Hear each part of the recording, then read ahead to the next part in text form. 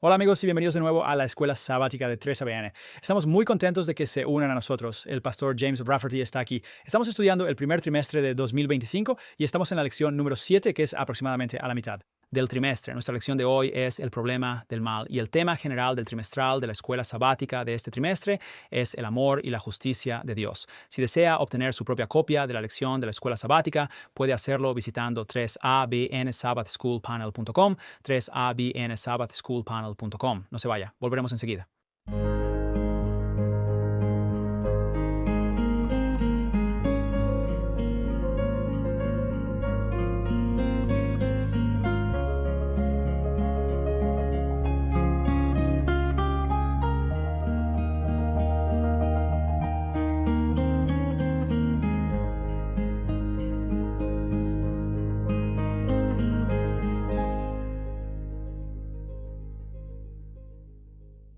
Hola amigos y bienvenidos a nuestra lección número 7 de la Escuela Sabática, el problema del mal. Nos alegra que se hayan unido a nosotros. Esperamos continuar con este tema del trimestre, que es el amor y la justicia de Dios. Mi nombre es el pastor James Rafferty y estamos muy agradecidos por el énfasis que hemos estado estudiando en este trimestre. Ha sido una verdadera bendición. Si desea obtener su propia copia de la lección de la Escuela Sabática o si desea obtener las notas de cada uno de los panelistas que están aquí, puede hacerlo visitando 3abnsabbathschoolpanel.com. Eso es 3abnsabbathschoolpanel.com. Sabes, hay momentos en que no llegamos a cubrir todas nuestras notas. Solo tenemos 10 minutos cada uno y a veces no cubrimos todo lo que hemos escrito, pero igual puedes tener esas notas. Mantendremos esas notas intactas para ti. Así que asegúrate de ir a 3abnsabbathschoolpanel.com y conseguir esas notas. Bien, déjame presentar a nuestro panel de Escuela Sabática. A mi inmediata izquierda tenemos a mi hermana en Cristo, Shelley Qué Quinn. lindo estar aquí.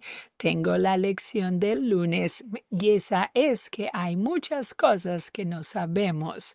Bien. Y a tu izquierda inmediata, mi hermano en Cristo, Pastor Juan Lomacán. James, tengo al teísta escéptico. ¿Qué hace que la gente sea escéptica sobre Dios y lo que elige hacer o no hacer? Muy bien, eso va a ser poderoso, pero muy interesante.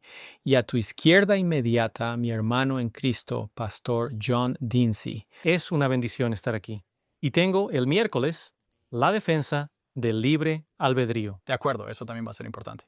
Y a tu izquierda inmediata, mi hermano en Cristo, Daniel Perry. Tengo la lección del jueves. Mi lección está conectada con la tuya. He tenido varias lecciones este trimestre que terminan con una pregunta. Y aquí hay otra. Amor y mal. ¿Signo de interrogación? De acuerdo, eso va a estar bien. Así que, de nuevo, estamos muy contentos de que te hayas unido a nosotros. Antes de comenzar, vamos a tener una palabra de oración. Hermano Dani, ¿te gustaría Sí. orar por nosotros? Nuestro amoroso Padre Celestial, nos comprometemos completamente a tu cuidado y protección, pidiendo que llenes nuestras mentes con tu Espíritu Santo, tus pensamientos, tu sabiduría y tus palabras. Y Señor, solo pedimos que eso se traduzca a través de tu gracia en el poder de tomar esas palabras y vivirlas en nuestras vidas. Pedimos tu bendición sobre este estudio juntos en el nombre de Jesús. Amén. Bonjour, amén. Así comenzamos nuestro estudio con la tarde del sábado. Vamos a estar viendo varios versículos. Job 30, versículo 26.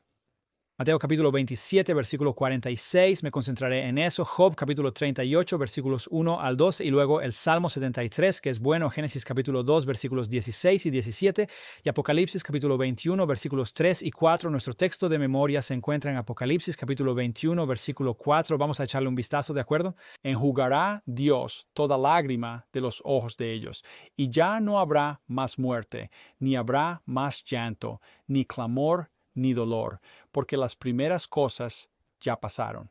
Sabes, muchas veces miramos el libro de Apocalipsis, no miramos el último capítulo, no miramos el final del libro.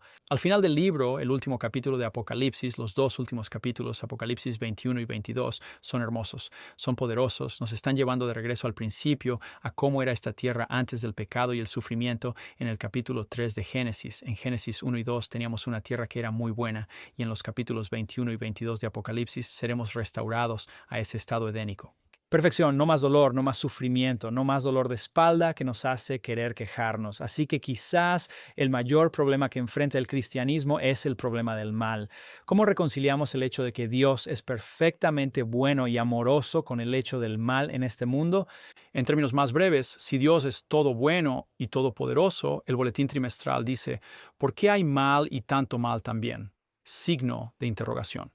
Esto no es meramente un problema académico, sino algo que preocupa profundamente a muchas personas, y tal vez usted sea una de esas personas. Impide que muchas personas lleguen a conocer el amor de Dios. Ellen White dice en El conflicto de los siglos, página 492, para muchas mentes, el origen del pecado y la razón de su existencia son una fuente de gran perplejidad. Ven la obra del mal con sus terribles resultados de angustia y desolación y se preguntan cómo todo esto puede existir bajo la soberanía de alguien que es infinito en sabiduría, en poder y en amor. Aquí hay un misterio del que no encuentran explicación. Muchos ateos, continúa diciendo la revista trimestral, identifican el problema del mal como la razón por la que son ateos. Pero como veremos esta semana y en las próximas semanas, el Dios de la Biblia es completamente bueno y podemos confiar en Él, incluso a pesar del mal que infecta tanto a nuestro mundo caído. Vamos a la lección del domingo. La pregunta allí es, ¿hasta cuándo, oh Señor? Punto de interrogación. El problema del mal no solo se plantea en un contexto contemporáneo, sino en las escrituras mismas. Vamos a leer el capítulo 30 y el versículo 26 de Job, y luego veremos algunas escrituras más mientras nosotros construimos este punto. Job capítulo 30, versículo 26. Job dice, cuando busqué el bien entonces, el mal vino a mí. Y cuando esperé luz, vino la oscuridad. Así que puedes ver que Job tiene la misma pregunta, el mismo problema, el mismo dilema que está tratando de matizar en su propia mente. ¿Por qué hay toda esta oscuridad? ¿Por qué hay todo este mal? Jeremías 12, versículo 1. Justo eres tú, oh Señor, cuando te ruego, déjame hablar contigo de tus juicios. ¿Por qué prospera el camino de los malvados? ¿Por qué son felices todos ellos? Todos. ¿Por qué son felices todos los que actúan con gran traición? ¿Por qué son felices las personas que actúan con traición? ¿Por qué prosperan los malvados? ¿Dónde está tu justicia? Básicamente es lo que Jeremías pregunta en Jeremías 12, versículo 1 o Malaquías 2, versículo 17. Has cansado al Señor con tus palabras y dices, ¿en qué le hemos cansado? Cuando decís, todo el que hace el mal es bueno a los ojos del Señor y Él se complace en ellos. O ¿dónde está el Dios del juicio? ¿Dónde está el Dios del juicio? Y eso es con lo que estamos luchando en nuestro mundo, diría yo, hoy en día. Y siempre ha habido una lucha con esto, ¿verdad? Vemos maldad, vemos iniquidad. Nosotros al entender, al menos bíblicamente, que Dios es amor y que es soberano, es todopoderoso, y nos preguntamos, ¿por qué es que todo este mal y toda esta maldad prevalecen? El salmista también dice en el Salmo 10, versículo 1, ¿por qué te mantienes lejos, oh Señor? ¿Por qué te escondes en tiempos de angustia? Tantos problemas vienen sobre este mundo y Dios parece estar escondido. Esta fue la experiencia de Job, sin duda, así que estos textos plantean muchas preguntas que todavía nos acompañan hasta el día de hoy. Y creo que es realmente significativo que la Biblia no intente ocultar o ignorar este tipo de preguntas. A lo largo de las Escrituras se hacen estas mismas preguntas que nosotros hacemos como seres humanos. Queremos saber estas respuestas. Dios quiere que hagamos estas preguntas. De hecho, es cuando hacemos estas preguntas que podemos obtener las respuestas. El problema que tenemos muchas veces es que hacemos la pregunta y luego nos alejamos de Dios. Sabes, Job nunca hizo eso y Job realmente nos ayudará a obtener respuestas a algunas de estas preguntas. Entonces, ¿por qué parece que los malvados prosperan y aquellos que hacen el mal se benefician de su maldad, si no siempre, pero aún así, ¿verdad? ¿Y por qué sufren tanto los justos? ¿Dónde está Dios cuando ocurre el mal? ¿Por qué a veces Dios parece estar lejos de nosotros, incluso oculto de nosotros? Cualquiera que sea lo que digamos sobre estas preguntas y el problema del mal, en general debemos asegurarnos de no trivializar el mal. No deberíamos intentar resolver el problema minimizando el tipo o la cantidad de mal en este mundo. El mal es muy malo y Dios lo odia. Dios lo odia incluso más que nosotros. Dios odia el mal, así que no podemos trivializar el mal y decir, bueno, no es para tanto. Oh, está bien llegar hasta aquí siempre y cuando no seamos súper inmorales o súper malvados. No somos tan malos como esa persona de allí. No, Dios odia el mal, punto, y no podemos trivializar eso. Por lo tanto, podríamos unirnos a ese clamor que resuena a lo largo de las Escrituras en respuesta a los muchos males e injusticias en el mundo. ¿Hasta cuándo, oh Señor? ¿Hasta cuándo, oh Señor? Y creo que hemos hablado de eso en Apocalipsis capítulo 6 y creo que es el versículo 9.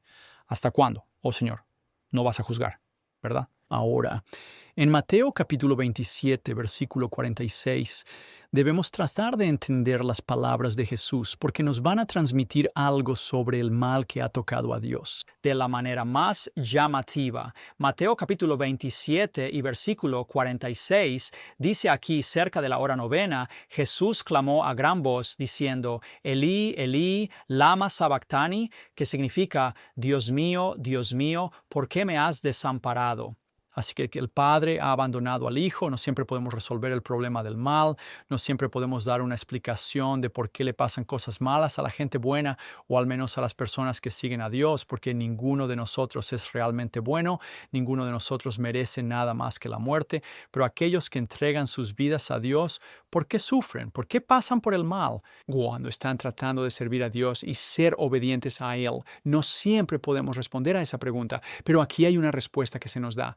Dios ha intervenido en el problema del mal con nosotros. Dios ha experimentado el problema del mal como uno de nosotros. Jesucristo, Dios mismo, Jesucristo, se adentró en el dilema humano del mal, la maldad y el pecado. No pecó, Él era Él sin pecado, pero experimentó las consecuencias del pecado, la maldad del pecado, como nosotros, como un ser humano, y por nosotros en nuestro lugar, como nuestro sustituto. Y es realmente interesante porque cuando pensamos en lo que Jesús sufrió, a veces es difícil en nuestras mentes comprender este abandono de Dios. Pero aún recuerdo cuando nuestro hijo estaba en su último año de secundaria, había estado en nuestra casa y de hecho nos habíamos mudado a un lugar donde había una academia. Antes de eso, lo habíamos educado en casa y siempre estaba allí con nosotros. Pero cuando cumplió 17, 18 años, decidimos enviarlo a una academia para su último año. Y esa academia estaba a 160 kilómetros de nosotros. 160 kilómetros. Te digo, esos fueron los 160 kilómetros más rápidos y fáciles que hemos conducido. Y lo hacíamos a menudo, pero fue realmente difícil para nosotros estar separados de nuestro hijo por primera vez, especialmente para mi esposa. Ahora lo habíamos sabido durante 17, 18 años, y eso fue difícil para nosotros. ¿Podemos siquiera comprender cómo fue para el padre y el hijo estar separados? Habían estado juntos por toda la eternidad pasada. No podemos ni siquiera comprenderlo. No podemos ni siquiera concebirlo, ¿verdad? La idea de separación, algo que nunca habían experimentado, algo de lo que ni siquiera estaban seguros. Sabían cómo se sentiría. Y el padre separándose del hijo, el corazón del hijo estaba roto. Por supuesto, esa separación tuvo lugar porque, como nos dice 2 Corintios 5, versículo 21, Jesucristo se hizo pecado por nosotros que no conocíamos pecado. Y porque se hizo pecado, el Padre lo abandonó, porque Dios permitió que Cristo experimentara lo que el pecador experimentará, el pecador impenitente experimentará, para probar esa experiencia de la segunda muerte. Y esto es lo que Cristo probó para ti y para mí. Así que la mejor explicación, en mi entendimiento, para el pecado, la maldad y la malicia que afectan incluso a aquellos que están tratando de seguir a Dios, es comprender que Dios se involucró con nosotros, no está alejado de nuestro sufrimiento, de nuestras luchas. Él experimentó lo que es ser abandonado por Dios. Él experimentó las consecuencias últimas del pecado y el sufrimiento. Y aquí es donde tenemos esperanza, lo que Cristo hizo en la cruz. Derrotó la fuente del mal. Él derrotó a Satanás y eventualmente deshará el mal por completo. ¿Sabes? Jesús citó del Salmo, estas palabras del Salmo 22, versículo 1. Y el resto del Salmo, por supuesto, solo revela el triunfo de Dios. Él citó estas palabras en el contexto de su muerte en la cruz. Dios mío, ¿por qué me has abandonado? Y luego, al leer el resto del Salmo, te das cuenta de que fue a través de esta experiencia que Jesucristo en realidad conquistó el mal, conquistó la muerte, conquistó la oscuridad. Y nos presenta este regalo de salvación a través de su justicia. Y es importante para nosotros saber eso y saber que podemos tener ese regalo de salvación a pesar de toda la oscuridad, la maldad y la iniquidad en este mundo. Que tenemos un futuro y una esperanza. Eso es lo que el libro de Apocalipsis nos trae. Eso es lo que la Biblia nos trae. Puede que no responda a todas nuestras preguntas sobre el pecado y el mal, pero nos da la esperanza de la salvación en Jesucristo. Gracias, James, por esa maravillosa introducción. Me llamo Shelley Quinn. Tengo la lección del lunes. Hay muchas cosas que no sabemos. Cuanto más envejezco, más yo aprendo, más me doy cuenta de cuánto no sé. La antigua pregunta es, ¿por qué sufren los justos? Y hoy vamos a mirar al patriarca, Job. Vivió en una época Bueno, vivió en la época de Abraham. Job no era hebreo, pero su libro está incluido en el género de la literatura de sabiduría en lugar de en su orden cronológico. Job vivió antes del establecimiento de un sacerdocio formal que ocurrió después del Éxodo, pero él actuó como el sacerdote de su hogar. Él comprendía el sistema de sacrificios sustitutivos que Dios introdujo. Y él sabía que representaba la llegada del Mesías y la redención y salvación por gracia. Y ofrecía regularmente ofrendas quemadas por sus hijos en caso de que ellos hubieran pecado. Y por él, Dios declaró a Job un hombre perfecto y recto, uno que evita el mal y solo hace el bien. Job no era un hombre perfecto, pero fue hecho justo por la fe en el Mesías venidero. Así es como comienza el libro de Job, con Satanás viniendo ante Dios y acusando a Job de servir a Dios por las razones equivocadas. Básicamente, Satanás está diciendo, por supuesto, él te sirve, Dios, mira el favor que le has dado. Así que Dios le dio a Satanás permiso para probar a Job, porque Dios tenía fe en Job e intentó destrozarlo. Quiero decir, Satanás intentó destrozar la fe de Job, lo afligió con un dolor emocional intenso, perdió a sus hijos, perdió sus riquezas, incluso después perdió su salud física. Y al principio la actitud de Job fue, bueno, he aceptado tantas bendiciones de la mano de Dios que igualmente debería aceptar esta adversidad, pero comenzó a creer erróneamente que Dios era quien lo estaba afligiendo todavía. Job confirmó su fe. Me encanta este verso, 13:15. Job dijo, aunque él me mate, en él esperaré. Incluso cuando pensaba que Dios estaba haciendo esto, Job estaba contando sobre la redención y la resurrección al final de los tiempos. Los patriarcas sabían sobre qué es esto. Mira Job 19, 25 y 26. Job dijo, porque yo sé que mi Redentor vive y al final se levantará sobre la tierra, y después de que mi piel sea destruida, esto lo sé, que en mi carne veré a Dios.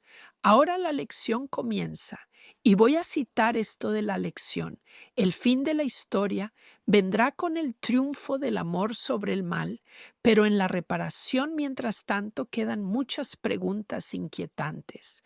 ¿Cómo podemos pensar y hablar sobre el problema del mal de una manera que podría ser útil? Fin de la cita. Así que aquí está la escena. Los amigos de Job vienen a verlo. 3 amigos, y hacen lo correcto. Simpáticamente se sientan en silencio con él durante los primeros 7 días. Oh, eso fue maravilloso. Necesitaba ese apoyo. Pero después de 7 días comenzaron a acusar a Job, a discutir con él. Se aferraban a la costumbre del día, que si fueras culpable, Dios te castigaría, y eso es lo que pensaban que estaba sucediendo. Así que las respuestas de Job confundieron aún más las cosas y expresaron muchas preguntas sobre por qué había tanto mal y sufrimiento que le había sucedido. Job repetidamente pidió una audiencia con Dios. Era como, aparece Dios, déjame demostrar mi inocencia. Qué poco entendían cualquiera de los 4 hombres, eso incluye a Job, por lo que estaba sucediendo en él. Finalmente Dios aparece para responder a Job.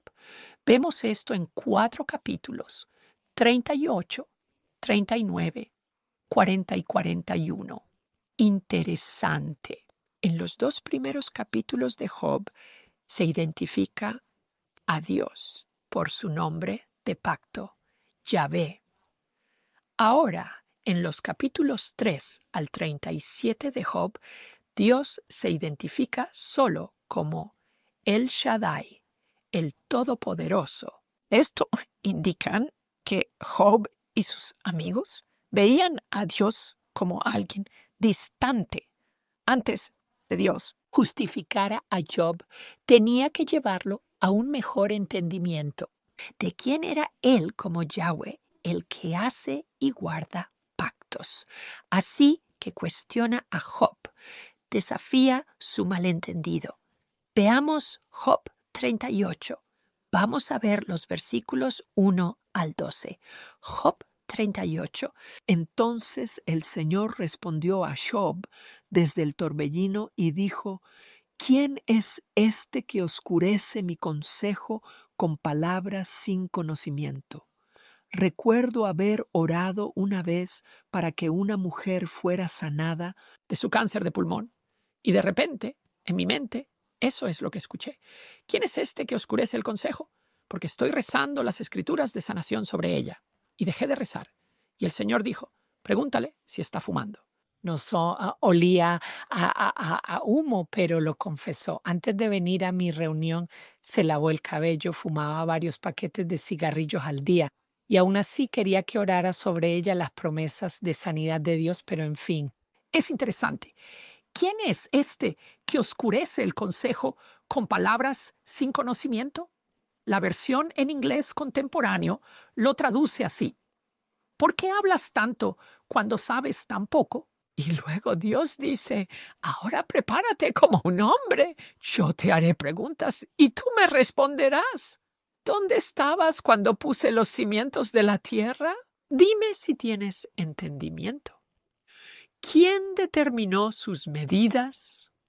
Seguramente lo sabes. ¿O quién tendió la línea sobre ella? ¿Sobre qué se afirmaron sus fundamentos? ¿O quién puso su piedra angular? Cuando cantaban juntas las estrellas de la mañana y todos los hijos de Dios gritaban de alegría. ¿O quién encerró al mar con puertas cuando brotó y salió del vientre? Cuando hice de las nubes su vestidura y densa oscuridad como su banda envolvente. Cuando fijé mi límite para ello y coloqué barras y puertas. Cuando dije: hasta aquí puedes llegar, pero no más lejos, y aquí tus orgullosas olas deben detenerse.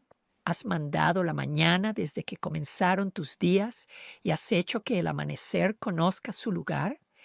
Yahweh le preguntó a Job: ¿Crees, Job, que eres tan eterno, tan grande, tan poderoso, tan sabio y perfecto como yo? Está despertando en Job la comprensión de lo poco que realmente sabía. ¿Sabes? Me resulta interesante. Dios no le ofreció a Job la explicación de su sufrimiento. Eso es algo interesante. No le dijo que esto era el gran conflicto cósmico entre Satanás y Dios. Simplemente se reveló a sí mismo como un creador amoroso y poderoso. Mira Job 42, versículo 3. Y ahora la pregunta: ¿quién es el que, falto de entendimiento, oscurece el consejo? Así hablaba yo y nada entendía. Eran cosas demasiado maravillosas para mí que yo no comprendía. Mira, Job reconoció.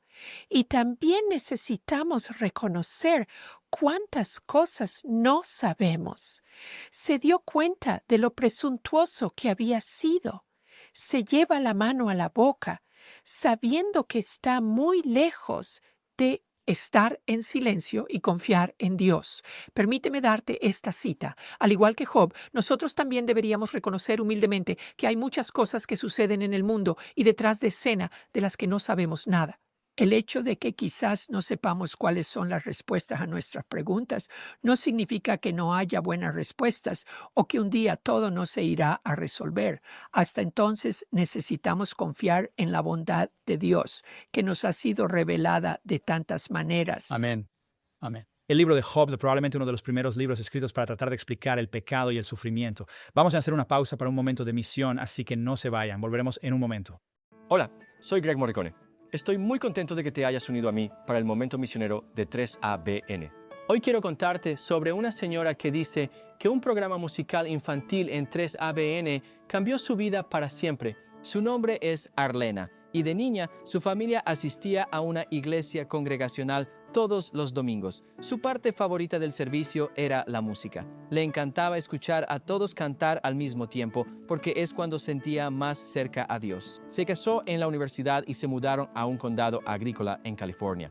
Pero tan pronto como se casaron, ella descubrió que su nuevo esposo no quería tener nada que ver con la religión. Como su esposa, ella terminó haciendo lo que él quería, y eso significó que no tuvo religión en su vida durante los siguientes 28 años. Finalmente, Arlena decidió buscar una vida diferente, así que se mudó a Medford, Oregón, donde fue profesora de música. En los siguientes meses, visitó más de 20 iglesias buscando algo. Cada iglesia tenía gente maravillosa y le encantaba la música, pero Arlena no podía decidir a qué iglesia unirse. Sin embargo, ella cree que Dios tenía una iglesia específica en mente y estaba organizando cuidadosamente el uso de un programa infantil en 3ABN para llevarla allí. ¿Cómo sucedió todo eso? Te lo contaré la próxima vez en 3ABN Mission Moment. Dios te bendiga. Que tengas un maravilloso día. Hola amigos, espero que hayan sido bendecidos por ese momento misionero. Vamos a pasar a la lección del martes. La mía se titula El teísta escéptico. Ahora, alguien podría preguntarse, ¿qué diablos es un teísta? Antes de ir a la respuesta, permítanme darles la introducción de la lección. El teísmo religioso es la visión de que todas las cosas limitadas o finitas dependen de alguna manera sobre una realidad suprema o última de la cual uno también puede hablar en términos personales. Por ejemplo, en el judaísmo, el cristianismo y el islam, esta realidad última a menudo se llama Dios. Aquí hay 4 áreas donde podrías haber oído sobre el teísmo. Está el monoteísmo, la creencia en exactamente un Dios. Luego el politeísmo o la creencia en muchos dioses. Y el panteísmo, la creencia de que Dios y el universo son uno y lo mismo. Luego el panenteísmo, la creencia de que Dios está presente en todo el universo, pero como una entidad separada. En cada uno de estos puntos de vista, Dios es de alguna manera acusado por las siguientes razones. Y aquí está la pregunta. ¿Por qué no entendemos por qué Dios permite lo que permite y por qué Dios hace lo que hace? Y, sabes, esa es la escuela de pensamiento en la que quizás hayas estado antes cuando las cosas no salieron como oraste o esperaste o anticipaste. Y te preguntas, ¿qué tenía Dios detrás de la respuesta que llegó de la manera en que lo hizo? ¿Qué bien podría salir de la forma en que se resolvieron las cosas? Y tal vez 1 año o 2 o quizás 5 años después, dices, wow. Dios permitió un mal menor para prevenir un mal mayor. Esa es la soberanía de Dios. No se puede explicar. E Isaías nos dice, porque Isaías 55, versículos 8 al 9, porque mis pensamientos no son vuestros pensamientos, ni mis caminos son vuestros caminos, ni vuestros caminos mis caminos, dice el Señor. Porque como los cielos son más altos que la tierra, así son mis caminos más altos que vuestros caminos y mis pensamientos más que vuestros pensamientos. Gracias. Y esa es una realidad. La gente se enoja, pero no se da cuenta de que son solo como un punto en el parabrisas de un avión 747 y piensan que de alguna manera están en control del avión. Dios siempre está en control. Dios está mucho más allá de nuestra capacidad para entenderlo. Y el escritor presenta un gran ejemplo. Uno de mis ejemplos favoritos en las Escrituras, el Salmo 73, donde el Salmo de Asaf, él es un joven músico en un momento en que da un giro y va al centro comercial en Beverly Hills o en algún lugar muy rico, tal vez Dubái, porque estuve en Dubái y el centro comercial te hace girar la cabeza. Y él mira alrededor como un tipo que acaba de caer en esta vecindad con los bolsillos prácticamente vacíos y su mente está alucinada. Y yo no voy a leer los versículos 1 al 16, pero lo resumiré. Así que Asaf está mirando a su alrededor y observa cómo los malvados son jactanciosos. Parecen no tener remordimientos, incluso en sus funerales, ni problemas diarios, ni dificultades. El orgullo es abundancia, presumen de cualquier cosa, hay una abundancia ilimitada. Tienen más coches de los que tienes cuentas bancarias, violencia sin control, son codiciosos. No hay nada a lo que no sienten que tienen acceso. No hay verdadera necesidad. Se burlan de Dios. Dicen, bueno, ¿quién es? Dios, para que obedezca su voz, como el faraón.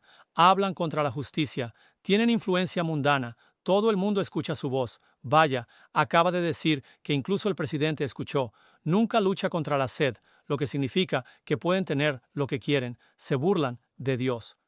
Ellos aumentan en riqueza. Y el pobre Asaf dijo en el versículo 16, dice el versículo 15, porque todo el día he sido castigado y castigado cada mañana. Eso es el Salmo 73, versículo 14. Y luego el versículo 15 dice, si hubiera dicho, hablaré así, he aquí, he sido desleal a las generaciones. Y dijo, cuando pensé cómo entender esto fue demasiado doloroso para mí. Salmo 73, 16. ¿Cómo ponemos esto en contexto, Dios? ¿Por qué parece que aquellos que no te conocen están mejor que nosotros? Y tienen más que nosotros. Y pueden hacer más de lo que hemos anticipado. Y luego la Biblia pasa al versículo 17 del Salmo 73. Y tengo que leer esto. Hasta que, entrando en el santuario de Dios, comprendí el fin de ellos. De repente, esto es una comparación un poco burda, pero hace años vi El Mago de Oz y El Hombre de Hojalata, y todos ellos, ¿quiénes son? El león, todos llegaron a Oz, por así decirlo, y corrieron la cortina y resultó ser solo un hombre normal que manejaba cuerdas, a quien pensaron que de alguna manera era un mago, un tipo mágico. Dios descorrió las cortinas del entendimiento de Asaf. Él dice, no te distraigas por lo que ves, déjame darte la imagen completa. Salmos 73, versículo 18. Seguramente los pones en lugares resbaladizos. Ahora Asaf está dando el verdadero relato. Los arrojas a la destrucción. Oh, cómo son llevados a la desolación en un instante, porque las personas ricas también mueren, están completamente consumidos por el terror, tienen dolor en su muerte, como un sueño cuando uno despierta. Versículo 20 del Salmo 73. Así, Señor, cuando despiertes, despreciarás su imagen. Y él llega hasta el versículo 20. Dice, pero ahora cambia su tono por completo. Pero para mí es bueno acercarme a Dios. He puesto mi confianza en el Señor Dios para declarar todas tus obras. En otras palabras, de repente se da cuenta de que lo que ves no es realmente toda la imagen. Entonces, ¿cómo juntamos eso cuando decimos, Señor, parece haber un mundo donde la gente ni siquiera te reconoce y nosotros que te reconocemos parecemos tener dificultades? Nos convertimos, en cierta medida, en los teístas escépticos. Permíteme señalar un par de puntos que quiero destacar muy cuidadosamente para ti. 1. Dios no puede ser contenido intelectualmente. Job capítulo 11, versículo 7. ¿Puedes escudriñar las cosas profundas de Dios? ¿Puedes descubrir los límites del Todopoderoso? Me gusta eso. Job 38 a 42, increíble. Job se sienta allí como un tipo que solo quiere salir corriendo de la casa y Dios cierra la puerta y dice, siéntate y escucha. Dios simplemente corre en círculo alrededor del gran intelecto de Job y era un hombre sabio, pero encontró a su igual. Eso es quedarse corto. Segundo, no se puede comprender a Dios, pero se le puede confiar. Proverbios capítulo 3, versículos 5 y 6. Confía en el Señor tu Dios con todo tu corazón y no te apoyes en tu propia comprensión. En todos tus caminos reconócelo y Él será tu GPS. Tu sistema de propulsión divina, Él guiará tus pasos. Verás, si permitimos que nuestras mentes se ocupen de cosas que contaminan los rincones de nuestros corazones y decimos, bueno, yo sé lo que Dios está diciendo, pero simplemente no lo entiendo y no lo voy a aceptar, no quiero escuchar esa explicación, entonces Dios se convertirá en nuestra víctima. Así que la pregunta no es si puedes confiar en Dios, sino la verdadera pregunta es si Dios puede confiar en ti. A menudo he dicho a las personas que dicen, bueno, sabes, nunca he tenido pruebas. Y creo que una de las razones es porque Dios no puede confiar en algunos cristianos en las pruebas, porque culparán a Dios, se volverán contra Él, y Él dirá, como Pedro hizo, moriré por ti. Él dijo, no, no lo harás. Vas a negarme antes de que el gallo cante 3 veces. Y entonces Pedro dice, ni siquiera sé de quién hablas, no estoy con él, no lo conozco. Y estaba diciendo la verdad. Muchas personas que no conocen a Dios son expuestos en tiempos de crisis. Por eso es importante conocer a Dios y no permitas que Dios o no exijas que Dios llene todos tus vacíos. Deja que Dios llene tu corazón y los espacios vacíos ya no serán un factor. Lo otro es, si Dios no lo revela, no vayas buscando ni exigiendo eso. Deuteronomio 29, 29. Las cosas secretas pertenecen al Señor nuestro Dios, pero las cosas que son reveladas nos pertenecen a nosotros y a nuestros hijos para siempre, para que podamos cumplir todas las obras de esta ley. Algunas personas causan más confusión tratando de dar una explicación a algo que Dios nunca tuvo la intención de que supiéramos. Si Dios no lo ha revelado en su palabra, no especules, solo perjudica el carácter de Dios. La otra cosa es, no te apresures más allá del tiempo de Dios. Primera de Corintios, capítulo 4, versículo 5. Por lo tanto, no juzguen nada antes de tiempo hasta que venga el Señor. Demasiadas personas se apresuran más allá del tiempo de Dios. Desearía que más personas esperaran. Sabes, cuando la Biblia dice, espera en el Señor, no solo renovará tus fuerzas, sino que las cosas que no estaban claras se vuelven abundantemente claras. Como el corredor se detiene antes de la línea de meta. Por eso me gusta John Stevens Akhwari, un hombre que llegó último en las Olimpiadas de España, llegó último incluso después de rasparse la rodilla. Llegó 1 hora y 30 minutos tarde, el último hombre en la carrera, y alguien le preguntó, ¿por qué seguiste corriendo? ¿Sabías que no podías ganar? Y él dijo esto. Mi país no me envió aquí a las Olimpiadas para correr la carrera, me enviaron para terminar la carrera. Bueno, 20 años después fue invitado de nuevo a las Olimpiadas y le otorgaron una placa. Todos los otros 57 corredores que terminaron olvidaron quiénes eran, pero a John Stephen Akhwari, este corredor africano, le dieron una placa, y esto es lo que decía la placa: el mejor último lugar en la historia, porque nunca se rindió. Verán, amigos, no apresuren el tiempo de Dios, no sean escépticos si no lo entienden. Manténganse en la carrera, y cuando lleguen al final, la carrera no es para los rápidos, no al fuerte, pero Mateo 24 dice, pero el que persevere hasta el fin será salvo. No seas escéptico, confía en Dios. Amén. Alabado sea el Señor. Aprendí algunas cosas mientras te escuchaba hablar sobre eso. Bueno, este es el programa Ahora Turno de miércoles. Mi nombre es John Dinsey. El título es La defensa del libre albedrío. Entonces, ¿qué es esta defensa del libre albedrío? La defensa del libre albedrío es la opinión que el mal es el resultado del mal uso del libre albedrío de las criaturas.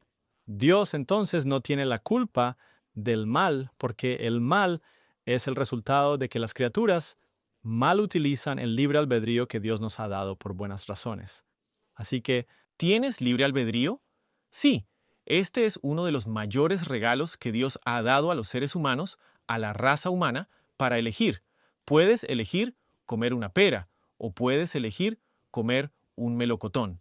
Puedes elegir comer arándanos o fresas. Y si le añades mangos, elegiré el mango. Así que este es uno de los grandes regalos que Dios nos ha dado, la libertad de elegir. Y por eso puedes elegir servir a Dios o puedes elegir al diablo. Te animo a que elijas servir a Dios y amar a Dios con todo tu corazón. Tenemos una elección sobre cuál será nuestro destino. En el Evangelio de Lucas, capítulo 9, versículo 23, esto se comunica muy bien. Esto es lo que dijo Jesús. Y Él les dijo a todos, si alguno quiere venir en pos de mí, que se niegue a sí mismo, tome su cruz cada día y sígame. Note que eso implica una elección. Si quieres seguirme, entonces debes negarte a ti mismo. ¿Por qué negarse a uno mismo? Porque interiormente hemos heredado tendencias hacia el mal y hemos cultivado tendencias hacia el mal. Así que esto requiere un renunciar a uno mismo que quiere hacer el mal. Pero esta es una elección que debemos hacer todos los días. Tomar nuestra cruz y seguir a Jesús. Voy a leerles de El Camino a Cristo. Página 43. Esto se explica mucho mejor de lo que yo puedo hacerlo. Dice que el gobierno de Dios no es como Satanás lo haría parecer, fundado sobre una sumisión ciega y un control irracional. Apela al intelecto y la conciencia. Ven ahora y razonemos juntos es la invitación del Creador a los seres que ha hecho. Eso es Isaías capítulo 1, versículo 18. Dios no fuerza la voluntad de sus criaturas.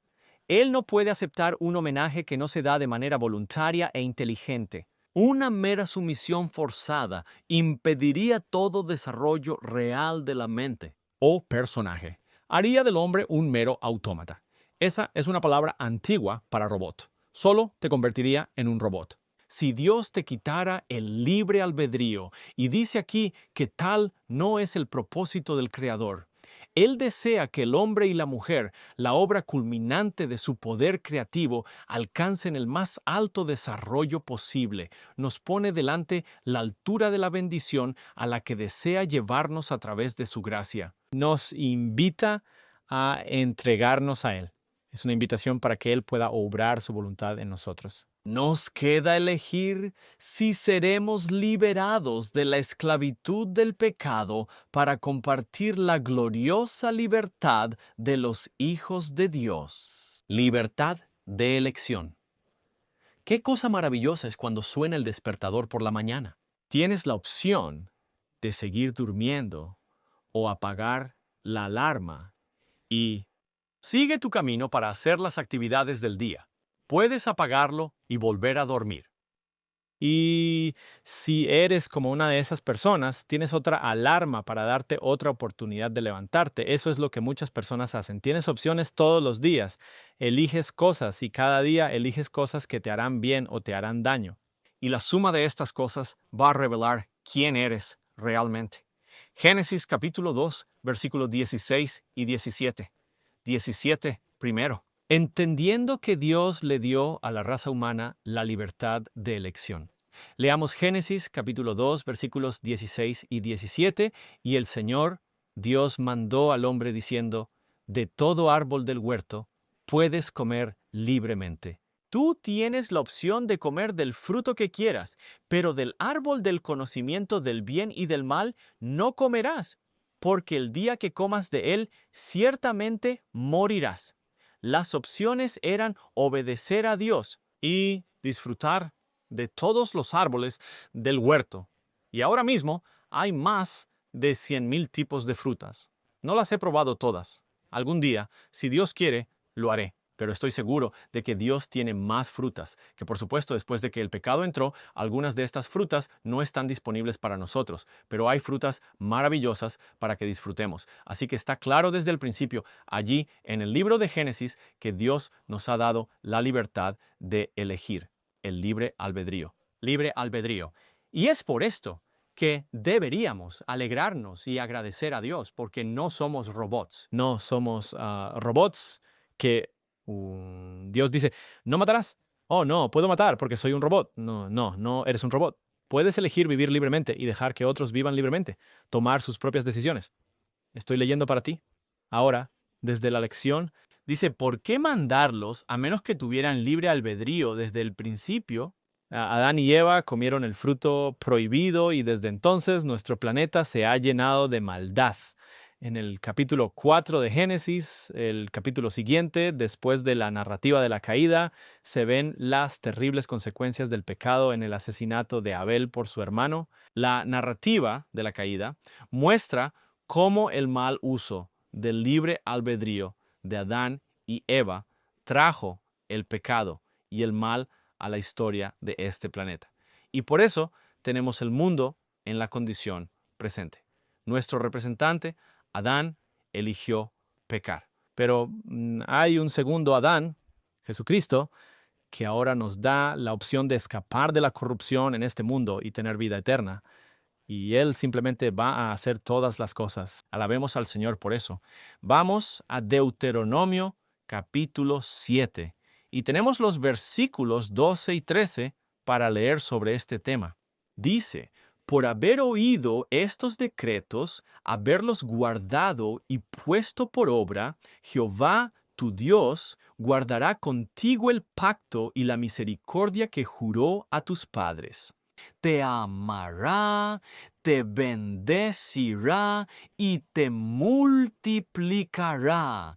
Bendecirá el fruto de tu vientre y el fruto de tu tierra. Tu grano, tu mosto, tu aceite, la cría de tus vacas y los rebaños de tus ovejas en la tierra que juró a tus padres que te daría. Así que vemos aquí que tenían una elección. Mantienes el pacto. Y Dios cumplirá con su parte de lo que ha presentado. Y dice que por la misericordia que Él ofrece y por supuesto beneficia las cosas que plantas, crecerán abundante fruto. Y no solo eso, tendrás fruta también en tu familia. ¿Quieres tener hijos? Dios te bendecirá con hijos. Y así, Dios es fiel a sus palabras. Pero si eliges no guardar, entonces no puedes beneficiarte de las bendiciones que Él promete. En Josué capítulo 24, 14 y 15, este es un pasaje bien conocido donde Josué presenta al pueblo de Dios el pueblo de Israel en ese momento una elección. Y dice, comenzando en el versículo 14, ahora, pues, temed a Jehová y servidlo con integridad y verdad.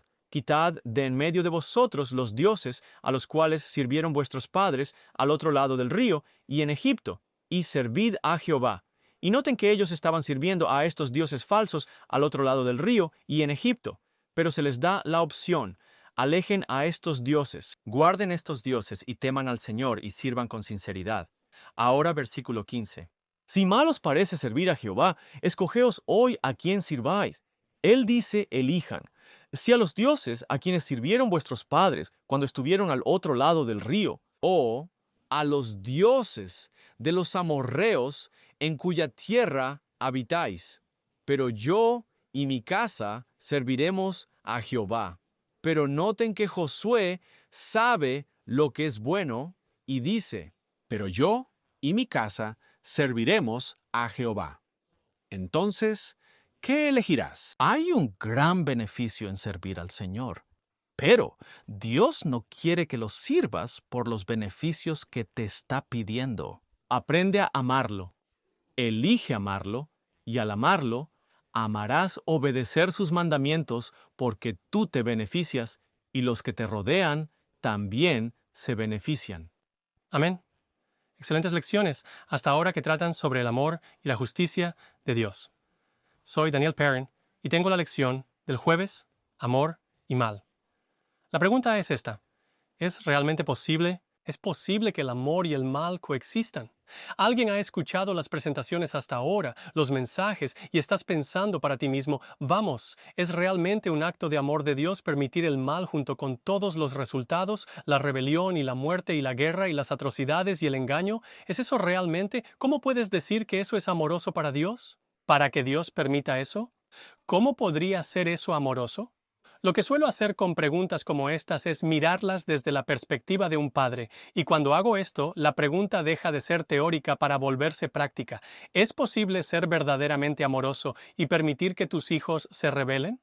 ¿Qué tendría que hacer yo como padre para que no haya rebelión ni maldad en mis hijos? Tomemos un ejemplo. ¿Cómo podría yo como padre evitar que mis hijos peleen? ¿No querrían los padres amorosos evitar que sus hijos peleen? Las peleas. ¿Cómo podrías ser amoroso, permitir que tus hijos tengan conflictos y peleas en casa? Y tú sabes de qué se trata pelear. Tienes niños lastimándose unos a otros y uno se escapa llorando y otro niño está obstinadamente enojado y hay emocional, físico y espiritual. Dolor que a veces puede ser duradero, cambiando el directorio, la trayectoria de la vida, y luego tienes este daño a las relaciones familiares y los hijos volviéndose unos contra otros y división en el hogar y mamá y papá están perdiendo la paciencia, incluso hasta el punto en que dicen, niños van a hacerme perder mi salvación, lo cual, por cierto, nadie puede hacer que hagas. Los padres están prestando atención ahora, diciendo, sí, quiero escuchar las peleas en mi hogar, ya no quiero eso, quiero paz. Bueno, te diré cómo. Hay un par de maneras de detener que los niños peleen en tu hogar. Estoy serio, es posible. Y 2 de estas maneras son notablemente efectivas. El primero es este. Con algunos nuevos avances en tecnología e investigación genética, podrías, de hecho, este método es accesible en el horizonte. Todo lo que tienes que hacer es reestructurar el ADN de tus hijos. Utiliza la selección genética para aislar los genes que producen niños dulces y complacientes que les gusta decir sí, que prefieren estar de acuerdo en lugar de discrepar. ¿Sabes? La sabiduría mundana, de hecho, está trabajando en métodos como este. Un niño hecho a medida, exactamente lo que quieres, en la forma en que los moldeas. Podrías combinar esto con algunos procedimientos mínimamente invasivos y colocar pequeñas sondas dentro de su cerebro y, básicamente, apagar la función de ira que produce esas respuestas en su cerebro. Así, no tendrían esos pensamientos y no podrían tomar esas decisiones. Piensa en ello como una pequeña barra de restricción que baja sobre tu hijo cuando tiene esas palabras de pelea. Y entonces ocurre algo. Quieren pelear, quieren decir esa cosa mala, y la barra baja. Tienen los pensamientos, pero las palabras no pueden salir sin peleas. Todo está en paz, tal como lo quieres. Ahora, esto es un poco controvertido, pero creo que hay muchas personas dispuestas a intentar esto con sus hijos o con sus cónyuges. Hacer que hagan lo que quiero desde adentro hacia afuera. Esto inhibiría su libre desarrollo de pensamientos y acciones porque tú determinas cómo responderían. Tú das las posibilidades. Dictas las respuestas que permitirás. Es como un comportamiento de opción múltiple y tú has dictado cuáles pueden ser las opciones. Sin embargo, si intentas esto, nunca podrías decirle a tu hijo, háblame. ¿Por qué? Porque solo pueden decirte lo que quieres escuchar. Nunca pueden decirte de corazón que te aman. Podrían decirte desde tu corazón que te aman, pero no lo sienten. Serían más como un animal de peluche o una muñeca, un objeto o una mercancía que controlas. Y no puedes tener una relación con una mercancía o un animal de peluche. Y esa es la opción número 1, forzarlo en ello. Opción número 2. Hagamos una que no cambie la composición genética de tu hijo. Quiero que aún puedan expresar sus pensamientos y expresarse y mostrar su individualidad. Solo que no quiero las peleas. Así que esto es lo que haré. Cuando expresen la primera inclinación a pelear, lo cortaré de raíz. Voy a hacerlo desde el principio. Romperé su voluntad de pelea. Les haré sentir lo que realmente es pelear. ¿Quieres que te dé algo porque pelear, porque llorar? Mi respuesta será rápida desde el primer día. Choque y pavor. Eliminaré todos los privilegios. Me enfrentaré a ellos. Sentirán lo que la pelea les hace y nunca querrán volver a pelear. ¿De acuerdo? Voy a golpear fuerte y rápido.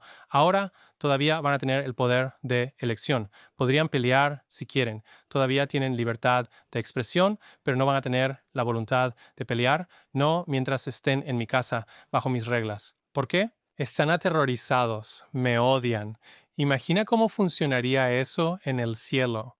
Entonces, tan pronto como tengan la libertad de expresarse sin ser severamente castigados, ¿qué va a pasar? Toda esta rebelión reprimida probablemente va a explotar para dar rienda suelta en sus vidas. ¿Es eso lo que quiero como padre? Eso no es lo que quiero. Así que veamos una tercera opción. ¿Hay algo más que podría hacer? En cada etapa del desarrollo de mi hijo, voy a estar cerca, voy a estar justo a su lado, voy a estar involucrado, ilustrando con mi vida y enseñando con mis palabras. Les enseñaré a usar la mediación, a usar el compromiso, a escuchar y tratar de entender lo que piensa el otro. Voy a estar a su lado con una sonrisa confiable, incluso cuando ellos no sonrían, y con palabras y ofrecimientos para ayudarlos a mediar. Voy a interrumpir mi descanso, mi comodidad, mis pasatiempos y mi libro para escuchar su queja no dicha. Dar voz adecuada a la víctima e intentar fomentar la compasión en el agresor en la pelea que pueda surgir en el hogar. No voy a dejar de abordar el problema cuando surja y simplemente rendirme y decir, bien, haz lo que quieras, quédate con la casa si así lo quieres. Pero voy a ser honesto con mis sentimientos sobre pelear. En el hogar de una manera amorosa y compartiré mi experiencia con mis hijos sobre cómo fue para mí crecer, incluyendo algunas de las consecuencias de mi comportamiento como adulto y como niño para que de manera adecuada para la edad puedan ver la consecuencia, pueden experimentarlo. No lo ignoraré porque simplemente no quiero lidiar con eso ahora mismo y no voy a dejar que la presión y el estrés se acumulen hasta que finalmente explote y diga, eso es todo, niños, esto es lo que voy a hacer. A medida que un niño crece, voy a permitir niveles apropiados de consecuencias naturales dolorosas sin tratar de destruir su voluntad. Sin tratar de inspirarles terror y miedo, no los voy a castigar para siempre. Van a saber que los perdonaré y que podemos tener nuevas oportunidades en nuestro hogar. Nadie es perfecto. ¿Parece que este método podría funcionar? De todas las maneras, quiero como padre, demostrarme a mí mismo no respondiendo nunca con arrebatos de ira apasionados. No devolveré ira por ira, devolveré amor por ira. Ahora piensa en este método. Tienes 3 hasta ahora. Número 1, voy a manipularlos para que no puedan pelear en casa. Gracias. Número 2, voy a ser severo y los voy a aterrorizar para que nunca quieran pelear en casa. Y número 3, voy a intentar eliminar las peleas con amor. ¿Eso va a ser efectivo? Amar el pelear fuera de ello te garantiza al 100% que no van a pelear. ¿No? ¿En qué casa quieres estar? ¿Qué tipo de padre quieres ser? ¿Qué tipo de padre has sido? ¿Qué tipo de padres tuviste? Las dos primeras opciones, tengo que ser honesto, podrían eliminar las peleas de tu hogar y vas a obtener lo que quieres. Vas a tener un hogar pacífico, pero el espíritu de rebelión estará presente en el niño, o el niño no tendrá la libertad de ser una persona única. Escucha lo que se dice en el primer capítulo de El deseado de todas las gentes, página 22. El ejercicio de la fuerza es contrario a los principios del gobierno de Dios. Él solo desea el servicio del amor, y el amor no se puede ordenar. No puede ganarse por la fuerza o la autoridad. Solo por amor se despierta el amor. Conocer a Dios es amarlo. Su carácter debe manifestarse en contraste con el carácter de Satanás. Así pueden coexistir el amor y el mal. Sí, pueden. Dios es un Dios amoroso y lo vemos demostrado a lo largo de las Escrituras en nuestras vidas. Así es como Él interactúa con nosotros. Mi perspectiva como padre no es decir que quiero que no haya peleas en este momento ahora, sino que estoy mirando a la trayectoria completa de la vida del niño y su carácter en desarrollo para que puedan aprender a elegir con la libertad que Dios les ha dado. Y esto es lo que se menciona en el texto de memoria para esta semana. Dios enjugará toda lágrima de sus ojos finalmente. Las cosas anteriores han pasado. Que Dios dice, estoy dispuesto a permitir sufrimiento aquí y ahora y problemas aquí y ahora, porque esa es la única manera en que puedo darte la libertad de experimentar mi amor y hacer que ese amor cambie tu vida. Y Dios hace esto por nosotros. Romanos 8:18 dice esto. Considero que los sufrimientos de este tiempo presente no son dignos de ser comparados con la gloria que ha de ser revelada en nosotros. Eso es lo que Dios está haciendo. Está mirando hacia adelante, trabajando hacia un futuro donde todo el sufrimiento haya desaparecido. Amén. Amén. Gracias, Daniel. Gracias, John y John. Y Shelley, tenemos unos momentos para algunas reflexiones finales.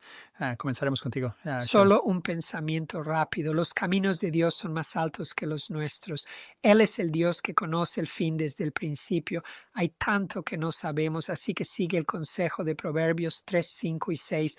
Confía en el Señor con todo tu corazón. No te apoyes en tu propio entendimiento. Míralo a Él. Él te guiará. Sí, en mente el teísta agnóstico o el teísta escéptico, hay cosas que Dios quiere decirte, pero no estás listo para recibirlas. Él les dijo eso a sus discípulos, Juan 16:12. Todavía tengo muchas cosas que deciros, pero ahora no las podéis soportar. Así que si hay cosas que no entiendes, no digas que Dios las ha ocultado de ti. Dios sabe cuándo es el momento adecuado para revelar las cosas ocultas a ti. Él sabe cuándo tu corazón está listo para recibir las cosas que no estás preparado para recibir en este momento. Pero no culpes a Dios por ser injusto y un Dios que simplemente no importa. Él sabe cuándo es el momento adecuado. Espera en el Señor. Amén. Amén. Amén. Uno de los mayores dones que Dios nos ha dado es el libre albedrío, la libertad de elegir. Puedes elegir creer y tener vida eterna, o puedes elegir no creer, y desafortunadamente el otro resultado será que perecerás. Te animo a creer y tener vida eterna a través de Jesucristo. Amén. Dios podría haber eliminado el pecado de mí y podría eliminarlo de ti. Pero en cambio, dice, deja que mi Hijo lleve el pecado en su lugar y luego camina con él. Y a través del amor de Jesús, eso cambia nuestros corazones. Y eso es lo que quiero en mi vida. Amén. Amén. Sabes, Jesucristo entró en nuestra situación y Él sabe cómo se siente, cómo estar abandonado por Dios. Él sabe lo que se siente al tener oscuridad y maldad a su alrededor, pero Jesucristo no sucumbió a esos sentimientos. En el capítulo 23 de Lucas y el versículo 46, cuando estaba a punto de morir, Jesús gritó con voz fuerte, Padre, en tus manos encomiendo mi espíritu. Y esto es exactamente lo que Dios nos está llamando a hacer. Puede que no sintamos que las cosas están bien en este mundo y en nuestras propias vidas. Podemos sentirnos abrumados por la maldad y la oscuridad, pero Dios nos llama por fe en su palabra, a entregar nuestras vidas en sus manos y a confiar en Él. Continuaremos nuestro estudio la próxima semana con el libre albedrío, el amor y la providencia divina. Y te invitamos a unirte a nosotros para eso. Terminemos con una oración. Padre Celestial, simplemente queremos agradecerte una vez más por recordarnos que hay tanto que no sabemos. Estamos apenas tocando el conocimiento y hay mucho que aprender sobre ti. El libro de Job lo deja muy, muy claro y hemos visto, punto por punto en tu palabra, cómo es que estás anulando y por encima de todas las cosas, que no quieres forzar la voluntad, no quieres forzar nuestras mentes y nuestros corazones. Quieres que entremos en una relación contigo. Quieres que te entendamos como nuestro Padre y nuestro Dios y como alguien que realmente se preocupa por nosotros. Padre, por favor, ayúdanos a tomar esa decisión de entrar en esa relación contigo y confiar en ti. Lo pedimos en el nombre de Jesús. Amén.